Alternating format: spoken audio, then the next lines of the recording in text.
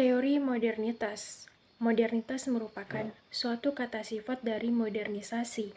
Modernisasi berarti upaya, sedangkan kata modernitas berarti sikap. Modernisasi berarti upaya untuk menciptakan sesuatu yang baru, yang dibutuhkan dan digunakan pada masa sekarang.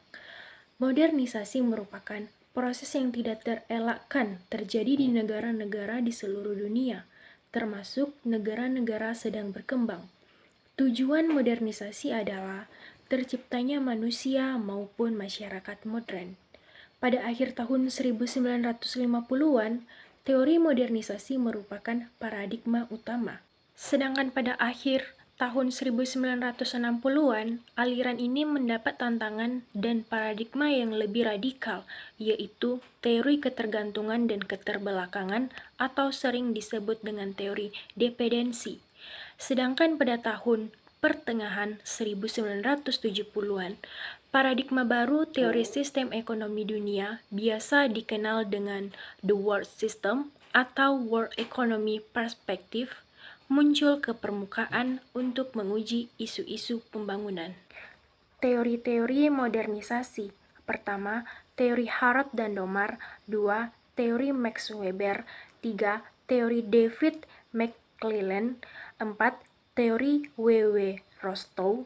5. Teori Bert F. Hoselitz. 6. Teori Coleman.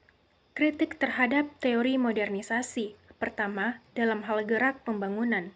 Teori evolusi tentang gerak dan arah perkembangan masyarakat disangsikan tentang alasan-alasan yang disampaikan untuk menjelaskan mengapa dunia ketiga harus mengikuti arah pembangunan yang pernah ditempuh negara barat. 2. Mengenai nilai tradisional.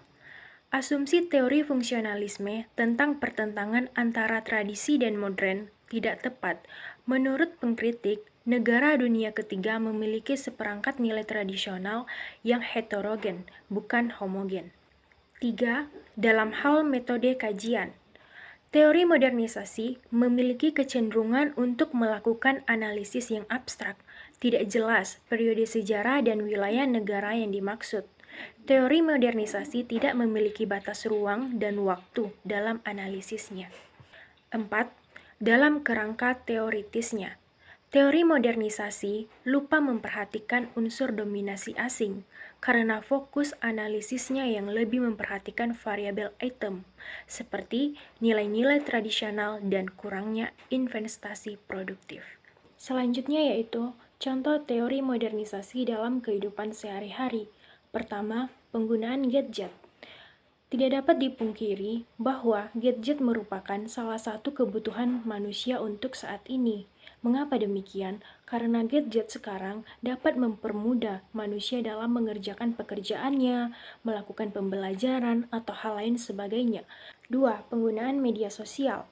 Pengguna media sosial dari hari ke hari semakin bertambah karena kecanggihan teknologi tersebut. Di dalam media sosial, manusia dapat saling berinteraksi, dapat mencari informasi, atau hal lain sebagainya. 3. Alat transportasi yang semakin canggih, di mana ketika berpergian, kita tidak membutuhkan waktu yang lama untuk sampai ke tempat tujuan. Tidak seperti dulu, kita harus berjalan kaki, atau mengendara atau naik delman, tapi sekarang sudah ada teknologi transportasi canggih seperti sepeda motor, mobil, pesawat, dan lain sebagainya.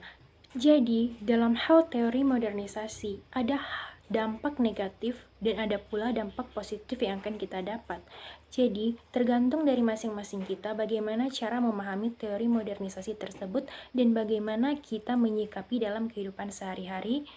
Karena ketika kita dapat menggunakannya, maka hal positif, hal yang baik akan kita dapat. Tapi ketika kita menyalahgunakan hal modernisasi tersebut, maka kita akan terjerumus ke dalam kesalahan ataupun ke dalam kejahatan. Alangkah baiknya pun kita juga menggunakan teknologi-teknologi yang ada dengan baik, dengan proses pembelajaran, dengan mengetahui etika dan undang-undangnya. Sekian dari saya, terima kasih.